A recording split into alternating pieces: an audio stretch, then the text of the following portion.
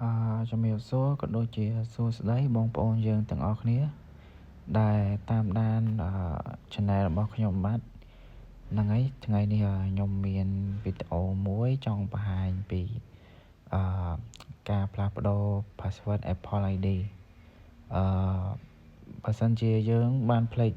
password Apple ID ឬក៏យើងចាំបាច់ដើម្បី log out ឬក៏យើងត្រូវ sign in ចូល Apple ID ថ្មីអីទាំងអស់គ្នាអាចមើលវីដេអូនេះបានហ្នឹងហើយ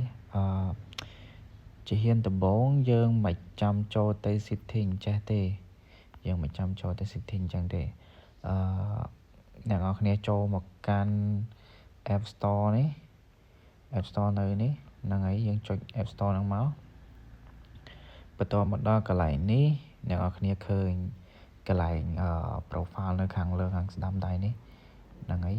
នេះ Apple របស់ខ្ញុំដោយសារតែរបស់ខ្ញុំភ្លេច password អញ្ចឹងតែខ្ញុំចង់ធ្វើវីដេអូបង្ហាញពីការផ្លាស់ប្ដូរ password ថ្មី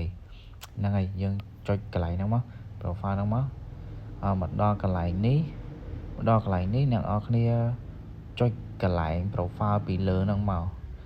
នេះចុចកន្លែងនេះមកហ្នឹងហើយយើងចុចកន្លែងprofile ឈ្មោះ iCloud យើងហ្នឹងមកហ្នឹងហើយយើងចុចពីលើហ្នឹងមកចាំបន្តិចវានឹង load មកដល់កន្លែងនេះគេឲ្យយើងបំពេញ password Apple ID ហ្នឹងប៉ុន្តែយើងមិនភ្លេចបាត់ហើយយើងអត់ចាំយើងអត់អាចពេញបានទេហ្នឹងហើយអ្នកនរគ្នាចុច forgot password នេះ forgot password នៅក្រោមនេះយើងចុចលើហ្នឹងមកយើងចាំបន្តិចហ្នឹងហើយវាមកដល់កន្លែងនេះគេឲ្យយើងពេញលេខកូដទូរស័ព្ទរបស់យើងអាហ្នឹងបើសិនជា